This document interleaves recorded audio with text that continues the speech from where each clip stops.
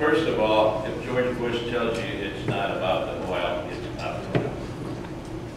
One of the reasons that the United States is in trouble worldwide is because there are members of our administration, the Republican Party, who believe that the oil in Iraq and Iran is our oil. We need to send a message to the world that we will no longer be dependent upon Middle East oil. And we can do that by implementing some of my sustainable energy tax plans. I'm proposing that $30 billion a year be invested, not directly, but indirectly, in massive loan guarantee funds like the REA had back in the 30s and 40s, and tax incentives to cause our existing sustainable energy technologies to be implemented. We are sending $1.3 billion a day out of this country for oil alone. We do not need to be doing it. We need to build respect. First of all, we have lost the respect of the entire globe at this point in time because of the actions of our administration and the Republicans. And along the way, the Democrats did not have the courage to say this is wrong. We need members of Congress, Democratic members of Congress, that will not only stand up for the truth, but against lies. Very, very important. And I am that person. Terrorism is an issue. We have an energy system that is very subject to terrorism. We need to change it. We can change it in 5 or 10 or 15 years. Faster than we move from a horse and buggy economy to an automobile economy. We can move from an oil, gas, and coal economy to a sustainable energy economy.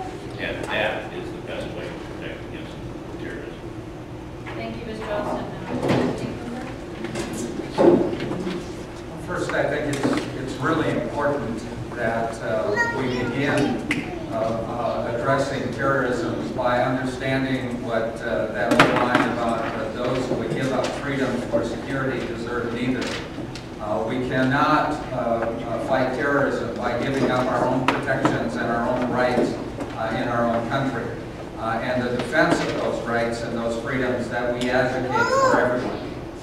It's important for us to understand the role of security in dealing with terrorism, that we need to protect our borders, that we need to do more in terms of protecting the flow of goods through our country. We've got about 19 million containers that move through our country every year. Only between 2 and 3% of them are ever inspected. We can do better than that. But we also need to understand that the greatest protection from terrorism is in terms of a working relationship with other countries, especially other Muslim countries.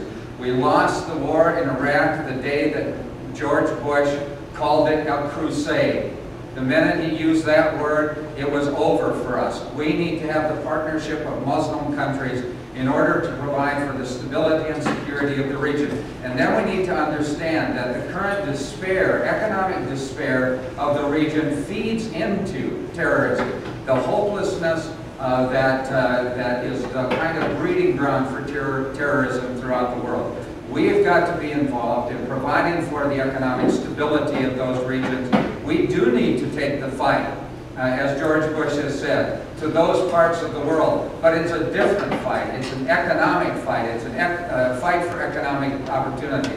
And that needs to be the strength of our attack on terrorism in partnership with the rest of the world, especially the Muslim world. Thank you. Any rebuttal, Mr. Olson? Up to 1 minute. Let me add this. I think that it's going to be very, very important when we have a new Democratic president that we have a surge in the Mideast, and it should be a diplomatic surge.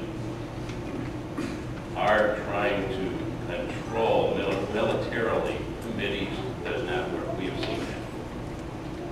We need to send a message to the world that we will be no longer dependent upon Mideast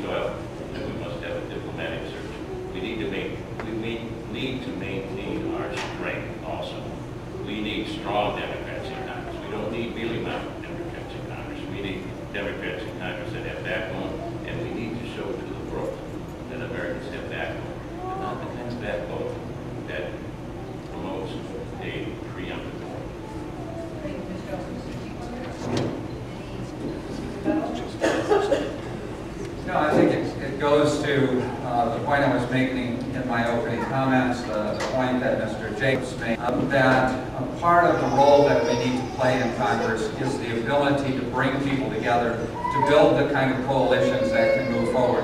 You're one of 435 in the House. You're not going to get anything done by yourself. You're going to get something done if you can work together. You can build coalitions. That's what my life has been about.